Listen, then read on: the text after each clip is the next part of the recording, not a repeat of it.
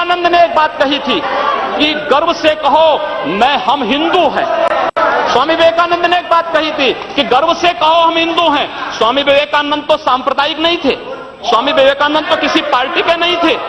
स्वामी विवेकानंद ने तो भारत का प्रतिनिधित्व किया था पूरी दुनिया के अंदर, और दुनिया के अंदर जो हिंदू आज पूरे देश के अंदर, पूरी दुनिया के अंदर अपनी सहिष्णुता के लिए पहचाना जाता था, आज उस हिंदू के साथ किस प्रकार का व्यवहार किया जा रहा है, वह कश्मीर से विस्थापित होता है, उसे कश्मीर से निकाला जाता है। एक भी बार इस सदन में चर्चा नहीं होती है, इन लोगों का मुंह नहीं खुलता जब कश्मीर से 3.5 लाख की संख्या में कश्मीरी पंडित निकाले जाते हैं, तब ये लोग नहीं बोलते। पिछले 2012 में असम के अंदर 3 महीनों तक बोडो जनजाति के लोगों को मारा जाता रहा, कोई नहीं बोला। महोदय,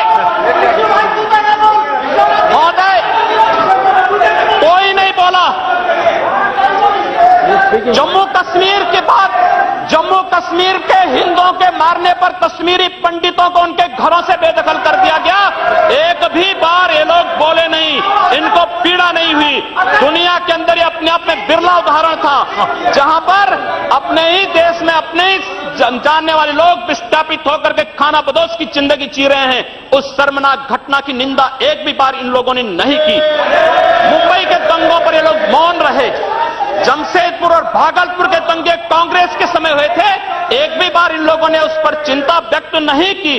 और तो और 1984 में इस देश के अंदर जिन सिख गुरुओं का योगदान इस देश को बचाने और इस देश की धर्म और संस्कृति, इस देश के समाज को बचाने में बहुत महत्वपूर्ण थी, उन सिखों के कत्लेआम पर भी इनको शर्म महसूस नहीं होती है। और आज लोग इस देश के अंदर बात करते हैं सांप्रदायिक सौहार्द की, इनका पूरा चेहरा सांप्रदायिक हिंसा से रंगा हुआ है, सांप्रदायिक एजेंडे से रंगा हुआ है। और इसीलिए बंधु महोदय, इस देश के अंदर असम में क्या हो रहा है, बांग्लादेशी घुसपैठिए इन लोगों के अपने हो गए, और इस देश में लाखों वर्षों से रहने वाला समुदाय पराया हो गया।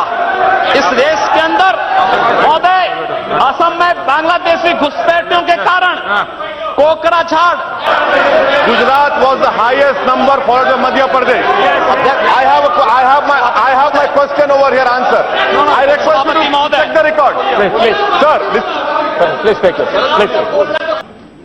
सच्चाई कड़वी होती है, और कड़वी सच्चाई ये लोग स्वीकार करने को तैयार नहीं, क्योंकि लोग उस बीमारी से स्वयं त्रस्त हो चुके हैं जो बीमारी इन्होंने पूरे देश को दी है।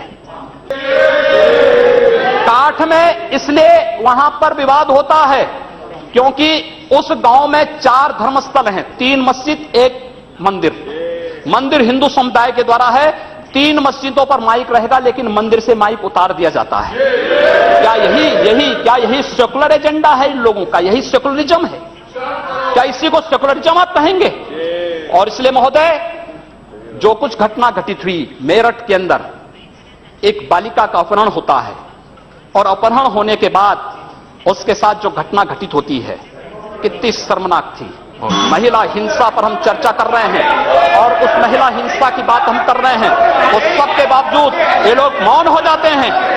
इन लोगों के मुंह से इनकी जुबान नहीं खुलती उस मामले में। न्याय का तराजू तभी चलेगा जब देश के अंदर समान रूप से कानून सबके लिए समान रूप से लागू होगा। कानून इस देश में मत संप्रदाय, मजहब के आधार पर लागू नहीं हो सकता।